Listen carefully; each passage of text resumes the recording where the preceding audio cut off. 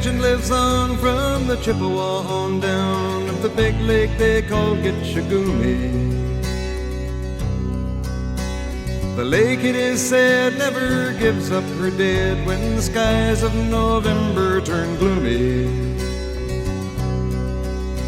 With a load of iron ore, 26,000 tons more than the Edmund Fitzgerald weighed empty. That good ship and true was a bone to be chewed when the gales of November came early. The ship was the pride of the American side, coming back from some mill in Wisconsin. As the big freighters go, it was bigger than most, with a crew and good captain well seasoned, concluding some terms with a couple of steel firms when they left fully loaded for Cleveland. Then later that night when the ship's bell rang, could it be the north wind they'd been feeling?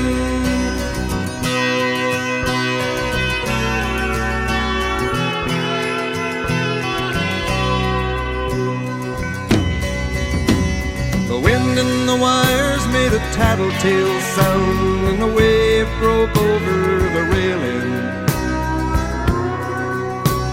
And every man knew, as the captain did too, 'twas the witch of November come stealing. The dawn came late and the breakfast had to wait when the gales of November came slashing.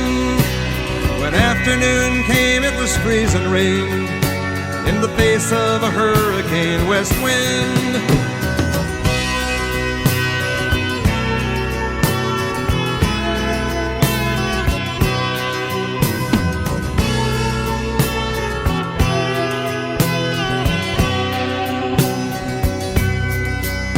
When supper time came, the old cook came on deck saying, "Fellas, it's too rough to feed you."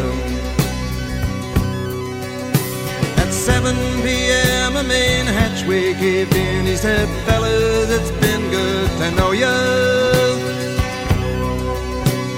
The captain wired in, he had water coming in, and the good ship and crew was in peril. And later that night, when his lights went out of sight, came the wreck of the Edmund Fitzgerald.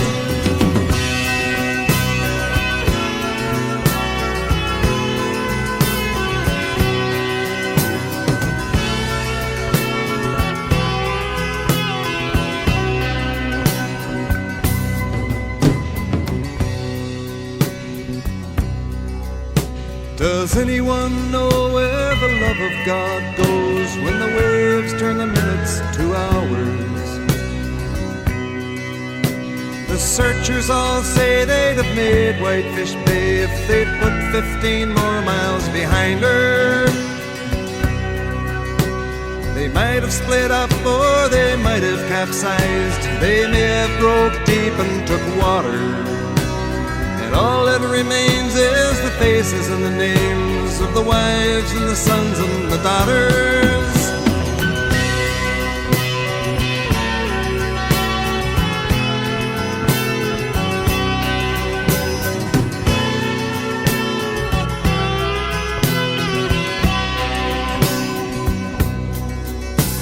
Lake Huron rolls, Superior sings in the rooms of her ice-water mansion.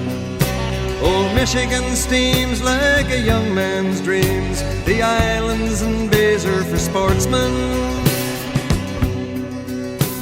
And farther below, Lake Ontario takes in what Lake Erie can send her.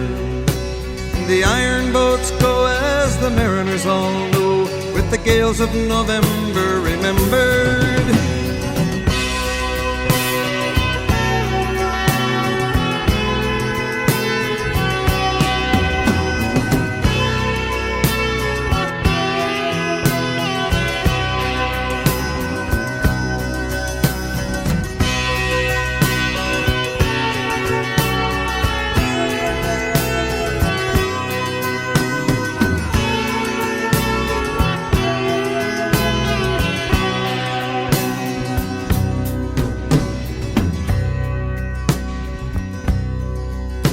In a musty old hall in Detroit they prayed in the Maritime Sailors' Cathedral. The church bell chimed till it rang 29 times for each man on the Edmund Fitzgerald. The legend lives on from the Chippewa on down of the big lake they call Gitchagumi. Superior, they said, never gives up her dead when the gales of November come early.